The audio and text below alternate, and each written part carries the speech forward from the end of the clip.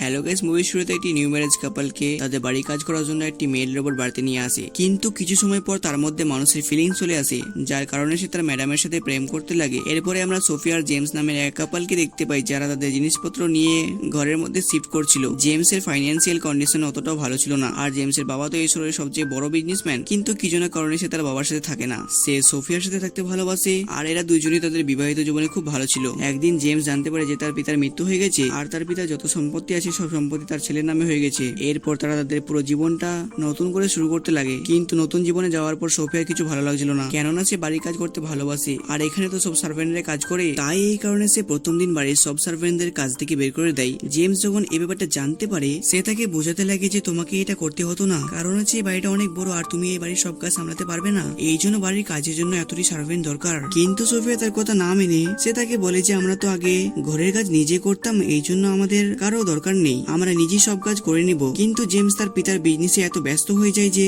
যার কারণে সে সোফিয়াকে টাইম দিতে পারছিল না। অন্যদিকে সোফিয়া বাড়ির কাজ একাই করতে পারছিল না, এই জন্য জেমস তার এই সমস্যাটা তার এক বন্ধুকে বলে। তার বন্ধু তাকে বলে যে তোমার এই সমস্যাটার সমাধান আমার কাছে আছে। ব্যাপারটা হচ্ছে আমার বাবার এক রোবোটিক কোম্পানিতে কাজ করতো, সেই কোম্পানির মালিক এমন রোবট বানায় যা দেখতে মানুষের মতোই, যা বাড়ির সব কাজ করতে পারে। তুমি সেখান থেকে একটি রোবট কিনে নিতে পারো। জেমস সোফিয়ার সাথে সেই কোম্পানিতে পৌঁছে যায়, কিন্তু সোফিয়া সেই রোবটগুলো দেখে অবাক হয়ে যায়, কারণ তারা হুবহু মানুষের মতো দেখতে। তারা সাইডে গিয়ে ব্যাপারটা ডিসকাস করতে লাগে যে ভবিষ্যতে কোনো প্রবলেম হবে না তো। কিন্তু কোম্পানির মালিক তাদেরকে ভরসা দেয় যে এই রোবটটা কোনো ক্ষতি করবে না, আর এদের তারা যেমন কাজ করতে বলবে তারা তেমনই করবে। জেমসকে বিশ্বাস দেওয়ার জন্য রোবটটিকে বলে যে জেমসের জুতোটি চাটো। রোবটটি ঠিক তেমনই করলো। এইটা দেখে তাদের বিশ্বাস হয়ে যায়, আর তারা রোবটটিকে বাড়িতে নিয়ে চলে আসে।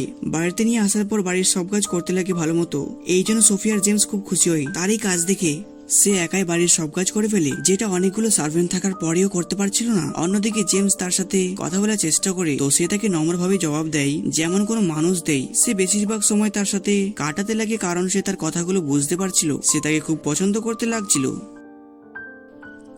শুরুর দিকে সোফিয়া তাকে পছন্দ করছিল না, কিন্তু সে তার কাজ দেখে আস্তে আস্তে করে তার প্রতি ইমপ্রেস হতে লাগে। এই জন্য জেমস যখনই অফিস চলে যায়, সে তার বাকি সময়টা তার সাথে কাটায়, আর সেও তার ভালো কেয়ার করতে লাগে, কারণ তার প্রোগ্রামিং এমন ভাবে করা হয়েছে যে তার মালিককে খুশি রাখতে হবে।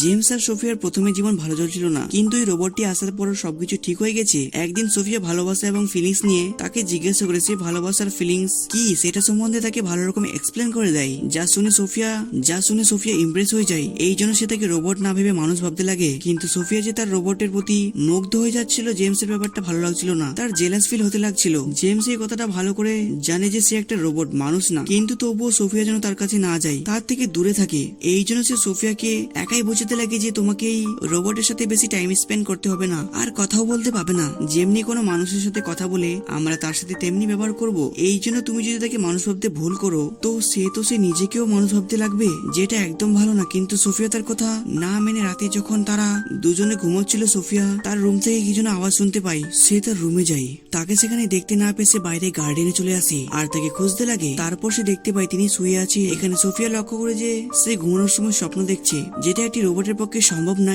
এই জন্য সোফিয়া অনেকটা অবাক হয়ে যায়। জেমস তাকে ঘুম থেকে জাগিয়ে বাড়িতে নিয়ে আসে। আগের দিন কোম্পানির ওনারকে রোবটের পরীক্ষা করার জন্য ডাকা হয়, আর পরীক্ষা করার পর বলে যে তার মধ্যে কোনো টেকনিক্যাল প্রবলেম চলে এসছে, যেটার কারণে অমনি হচ্ছিল। সোফিয়া যখন তাকে বলে যে রাতে সে ঘুমানোর সময় স্বপ্ন দেখছিল, এইটা আমি ভালো রকম লক্ষ্য করেছি। সে তাকে বলেছে রোবটটি তোমাদের সাথে অনেকদিন থেকে আছে, তো এই জন্য তার মধ্যে কিছু মানুষের ফিলিং জেগে গেছে, আর এই ফিলিংটা তুমি জাগিয়েছো, যার কারণে সে নিজেকে মানুষ ভাবতে শুরু করেছিল। এই জন্য হতে পারে সে রাত্রে তোমার ব্যাপারে ভাবছিল। তার সেসব কথা শুনে জেমসের মনে তার উপর রাগ হয়েছে, সবকিছু তোমার জন্য হয়েছে। সে তাকে এমন ভাবে তার সাথে ব্যবহার করেছে, মনে হচ্ছে সে একটা মানুষ। এই জন্য সে তাকে বলেছে আজ থেকে সে যেন তাকে রোবট ভাবে নাকি মানুষ। কিন্তু সোফিয়া তার কথা না মানে, যার কারণে তাদের মধ্যে ঝগড়া হতে লাগে। এই জন্য জেমস রোবটের পাশে গিয়ে তাকে বলেছে তুমি আমার বউর সাথে সময় কাটানো বন্ধ করে দাও, আর তার থেকে দূরে থেকো। তার কথা শুনে রোবটটি তাকে জিজ্ঞাসা করে যে আমার কি কোনো ভুল হয়েছে, কিন্তু জেমস তাকে বলেছে মানুষের মতো প্রশ্ন করা বন্ধ করে দাও, আমি যেমনি বলছি অমনি করো। কিন্তু রোবটটি সেসব কথা সোফিয়াকে গিয়ে বলে দেয়। সোফিয়া রেগে বাড়ি ছেড়ে চলে যায়। রোবটটি মানুষের মতো তাকে বোঝাতে লাগে যে তার জীবনে যে